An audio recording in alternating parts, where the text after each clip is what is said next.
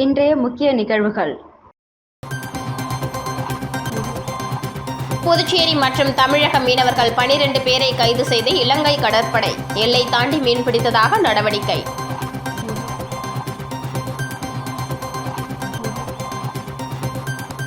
புதுச்சேரியில் 3 மையங்களில் நடந்த ராணுவ பணிக்கான தேர்வு, 1000க்கும் மேற்பட்டோர் பங்கேற்பு.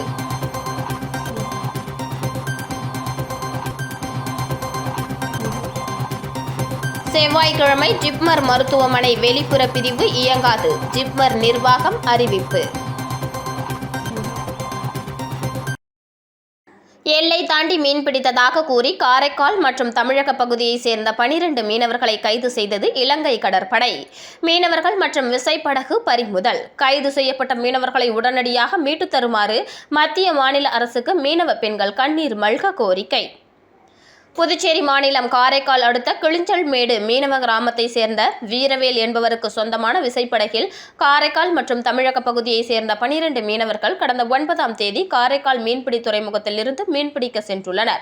இந்த நிலையில் கோட்டியக்கரை தென்கிழக்கே இந்திய எல்லைப் பகுதியில் மீன்பிடித்துக் கொண்டிருந்த மீனவர்களை யாழ்ப்பாணம் காரை நகர் பகுதியில் எல்லை தாண்டி மீன்பிடித்ததாக கூறி இலங்கை கடற்படையினர் பிரதீப், அருள் செல்வன், விமன், மதன், சுவாமிநாதன், நிஷ்வந்தன், ஜெயவீரன், கோபி உள்ளிட்ட 12 மீனவர்களை கைது செய்து அவர்களது விசைப்படகையும் பறிமுதல் செய்துள்ளனர்.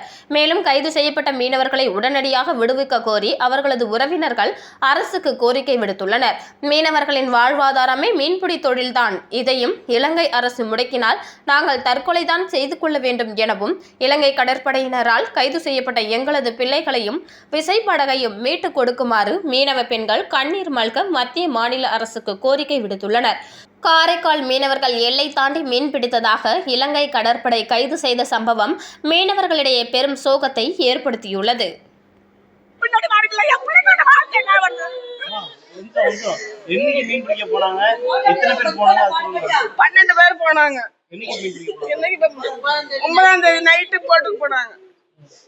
இங்க தாங்க இழுத்தாங்க, அந்த கடலுக்கு கூட இந்த கடலுக்கு தான் வந்து பிடிக்கிறாங்க. அந்த கடலுக்கு யாரு போறா? இந்த கடலுக்கு தான் பிடிக்கிறாங்க.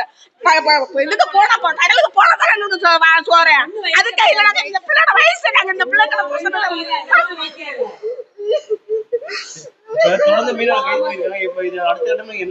நடவடிக்கை எடுக்க மாட்டாங்களே. நடவடிக்கை கவர்மெண்ட் எடுக்க மாட்டாங்க. அது கவர்மெண்ட் எதுக்கு இருக்காங்க?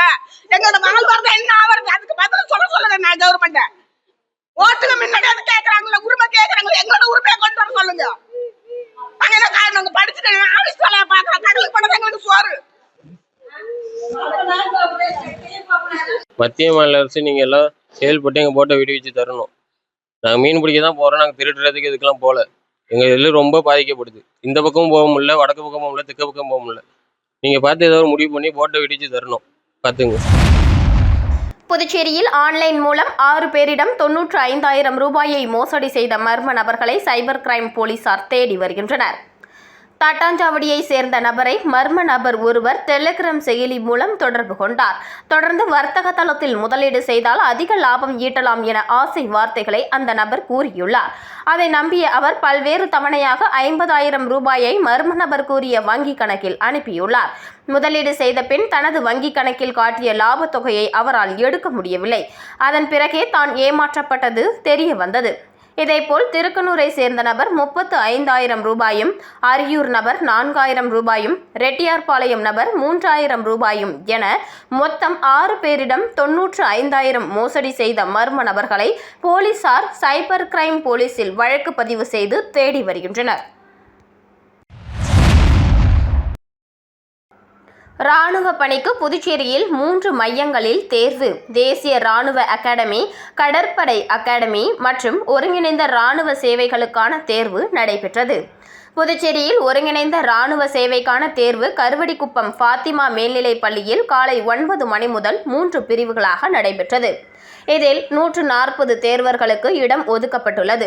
இதேபோல் தேசிய ராணுவ அகாடமி, கடற்படை அகாடமிக்கான தேர்வு காலை 10 மணி முதல் 2 பிரிவுகளாக நடைபெற்றது. இதில் பாரதிதாசன் மகளிர் கல்லூரியில் 277 தேர்வர்களும், லாஸ்பேட்டை வள்ளலார் அரசு மகளிர் மேல்நிலைப் பள்ளியில் 195 தேர்வர்களுக்கும் இடம் ஒதுக்கப்பட்டது.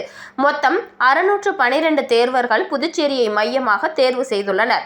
தேர்வு மையங்களை சுற்றிலும் பலத்த பாதுகாப்பு ஏற்பாடுகள் செய்யப்பட்டிருந்தன.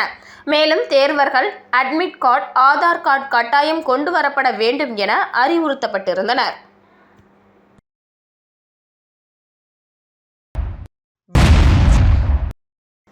செவ்வாய்க்கிழமை ஜிப்மர் புறநோயாளிகள் பிரிவு இயங்காது என அறிவிப்பு.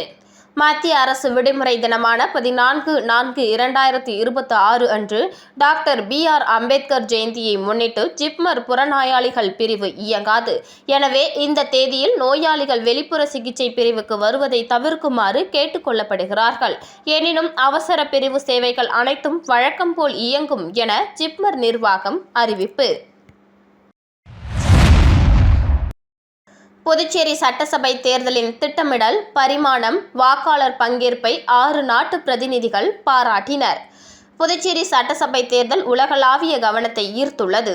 இந்திய தேர்தல் ஆணையத்தின் சர்வதேச தேர்தல் பார்வையாளர் திட்டத்தின் ஒரு பகுதியாக Kyrgyzstan, Cote d' Ivoire, Moldova, Mongolia, Guyana, Bhutan என 6 நாட்டின் சர்வதேச பிரதிநிதிகள் இந்தியாவின் தேர்தல் செயல்முறையின் பரிமாணம், துல்லியம், உற்சாகத்தை நேரடியாக கண்டு அனுபவித்தனர்.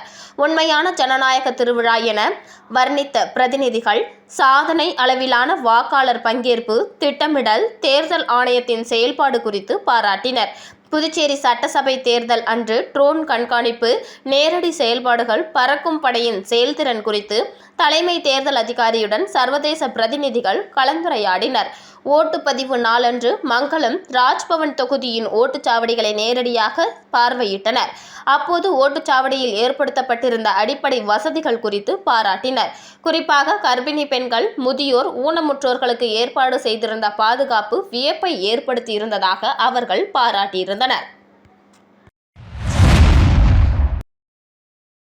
மூலக்குளம் பகுதியில் இயங்கி வரும் கிறிஸ்து கலை மற்றும் அறிவியல் கல்லூரி ஆண்டு விழா நடைபெற்றது. புதுச்சேரி மாநிலம் மூலக்குளம் பகுதியில் இயங்கி வரும் கிறிஸ்து கலை மற்றும் அறிவியல் கல்லூரியில் 2வது ஆண்டாக கல்லூரியின் ஆண்டு விழா நடைபெற்றது. இதில் சாம்பால் கல்வி அறக்கட்டளை குழுமத்தின் நிறுவனர் மற்றும் கல்லூரியின் தாளாளர் முனைவர் SR சாம்பால் தலைமை விருந்தினராக கலந்து கொண்டார். அறக்கட்டளை குழுமத்தின் இயக்குனர் குமரவேல் மற்றும் அறக்கட்டளை குழுமத்தின் தலைமை நிர்வாக அதிகாரி சுப்பிரமணியம் ஆகியோர் நிகழ்வினை சிறப்பித்தனர். கிறிஸ்து கலை மற்றும் அறிவியல் கல்லூரியின் முதல்வர் முனைவர் அன்பழகன் நிகழ்வினை துவக்கி வைத்தார். மேலும் சிறப்பு விருந்தினர்களாக ஜி தொலைக்காட்சியினை சார்ந்த பாடகர்கள், சரிகமப வெற்றியாளர்கள் வர்ஷா, கிருஷ்ணன் மற்றும் ஜீவன், பத்மகுமார் ஆகியோர் பங்கேற்று பாடி மகிழ்வித்தனர். மேலும் மாணவர்களின் ஆடல் பாடல் நிகழ்ச்சியோடு நிகழ்வு சிறப்பாக நடந்து முடிந்தது. இதில் பேராசிரியர்கள், பெற்றோர்கள், மாணவர்கள் என அனைவரும் நிகழ்வில் கலந்து கொண்டு சிறப்பித்தனர். ஹோமியோபதி மருத்துவ முறையை உருவாக்கிய ஜெர்மன் மருத்துவர் டாக்டர் கிறிஸ்டியன் ஃபிரெட்ரிக் சாமுவேல் ஹனிமேனின் பிறந்த நாளை நினைவு கூறும் வகையில் உலக ஹோமியோபதி தினம் கொண்டாடப்பட்டது. ஹோமியோபதி மருத்துவ முறையை உருவாக்கிய ஜெர்மன் மருத்துவர் doctor Christian Friedrich Samuel Hahnemann பிறந்த நாளை நினைவு கூறும் வகையில் உலக ஹோமியோபதி தினம் ஆண்டுதோறும் ஏப்ரல் 10ஆம் தேதியன்று கொண்டாடப்படுகிறது. இந்த நாளில் கருத்தரங்குகள், இலவச மருத்துவ முகாம்கள் மற்றும் விழிப்புணர்வு நிகழ்ச்சிகள் இந்தியாவில் நடத்தப்படுகின்றன. அதன் ஒரு பகுதியாக ஹோமியோபதி மருத்துவத்தின் தந்தை டாக்டர் சாமுவேல் ஹனிமேனின் 271வது பிறந்த நாளை முன்னிட்டு புதுச்சேரி அரசு ஆயுஷ் இயக்குநரகம், ஹோமியோபதி பிரிவு, சுகாதாரம் மற்றும் நல்வாழ்வு மையம் சார்பில் கோரிமேடு அரசு சுகாதாரம் மற்றும் நலவாழ்வு மையத்தின் ஹோமியோபதி மருத்துவம் பற்றிய விழிப்புணர்வு நிகழ்ச்சி நடைபெற்றது. நிகழ்ச்சிக்கு தலைமை மருத்துவ அதிகாரி டாக்டர் சித்ரா தலைமையில் ஹோமியோபதி சிறப்பு மருத்துவர் டாக்டர் முத்துலட்சுமி ஹோமியோபதி மருத்துவத்தின் டாக்டர் சாமுவேல் ஹனிமேன் வரலாறு குறித்து மக்களுக்கு எடுத்துரைத்தார். முன்னதாக ஹோமியோபதி மருத்துவத்தின் தந்தை டாக்டர் சாமுவேல் ஹனிமேன் திருவுருவ படத்திற்கு மலர் தூவி மரியாதை செலுத்தினர். மருத்துவர்கள் ஹோமியோபதி மருத்துவத்தின் தன்மை குறித்து பொதுமக்களுக்கு எடுத்துரைத்தனர். இதனை அடுத்து ஹோமியோபதி மருத்துவம் குறித்த கையேடு பொதுமக்களுக்கு வழங்கப்பட்டது. இந்த நிகழ்ச்சியில் மருத்துவமனை செவிலியர்கள், ஊழியர்கள் மற்றும் பொதுமக்கள் பலர் கலந்து கொண்டு பயனடைந்தனர். இந்த ஹோமியோபதி மருத்துவத்தில் சிறப்பாக சிகிச்சை அளிக்கப்படும் எனவும், இதில் நீரிழிவு நோய், தோல் நோய்கள், மூட்டு வலி, ஆஸ்துமா, அலர்ஜி, மாதவிடாய் கோளாறுகள், சினைப்பை நீர்க்கட்டிகள், கல்லீரல் நோய்கள், குதிகால் வலி உள்ளிட்ட பல்வேறு பிரச்சனைகளுக்கும் சிறப்பாக பயனளிக்கும் என்று ஹோமியோபதி சிறப்பு மருத்துவர் டாக்டர் முத்துலட்சுமி தெரிவித்தார். மீண்டும் இன்றைய முக்கிய நிகழ்வுகள். புதுச்சேரி மற்றும் தமிழக மீனவர்கள் 12 பேரை கைது செய்து இலங்கை கடற்படை எல்லை தாண்டி மீன்பிடித்ததாக நடவடிக்கை.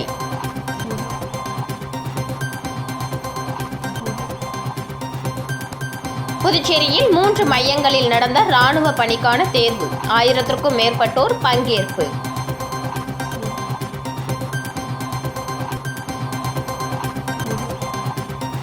செவ்வாய்க்கிழமை ஜிப்மர் மருத்துவமனை வெளிப்புற பிரிவு இயங்காது, ஜிப்மர் நிர்வாகம் அறிவிப்பு.